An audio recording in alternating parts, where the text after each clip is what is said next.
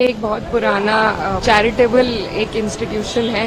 वक्फ की जो जमीन है वो कैसे दी जाती है, सबसे पहले ये समझने की जरूरत है। अगर मैं आपको कुछ दे रही हूँ उसमें कोई तीसरा इंसान, मैं आपको अपनी चैरिटी अपने मन के हिसाब से आपको कुछ दे रही हूँ, उसमें कोई दूसरा इंसान आपको आके बताए कि आप उसका किस तरीके से इस्तेमाल कर सकते हैं, और सारी की सारी जो पावर्स है वो आप अगर जिलाधिकारी को दे देंगे तो उसमें I don't think it helps anybody and we are totally against it. ये सिर्फ इंटरफेरेंस है, क्योंकि ये सरकार जिस तरीके से इनको मैंडेट मिला है और यूपी में जितनी बड़ी हार मिली है उसी का बदला लेने के लिए सबसे पहले माइनॉरिटीज पर अटैक होता है। और मुझे लगता है अगर इसी तरीके से अटैक हुआ, it's not just an attack on minorities but also on the constitution, on article 14, article 25, article 26, it's a direct attack and it is not just for Muslims. I think all the minorities in the country need to be aware of this government's intent, of their intent to interfere. नजदीक में कोई भी खेल stadium नहीं है, क्या करना चाहेंगे उसके लिए?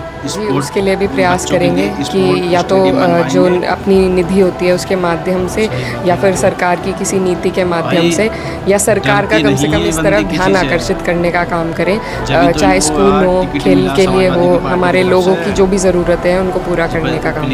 मेरी एक गुजारिश ये भी है कि हमारा जो युवा है वो बिल्कुल नशे की तरफ हर रोज बढ़ रहा है। 16-16 साल के जो बच्चे हैं वो नशे की तरफ भाग रहे हैं और पूरी की पूरी नस्ल बर्बाद हो रही है। तो आपसे गुजारिश ये है कि जब आप लोकसभा में जाएं और यहाँ का जो तंत्र है उससे आप बात करें ताकि इन चीज़ों पर शिकंजा कसा जा सके, और जो युवा है वो इस तरफ जाने से, अब भगत सिंह चाहिए लेकिन हो जाए पड़ोसी के, लेकिन जब भगत सिंह स्मैक पिएगा तो नहीं चलेगा। तो आपसे गुजारिश है इस तरफ भी थोड़ा आप ध्यान दें। और आपको फिर से बधाई, आप किसानों की, मजदूरों की आवाज़, वंचितों की आवाज़, महिलाओं की आवाज़ संसद में जाकर उठाएं जोरदार तरीके से।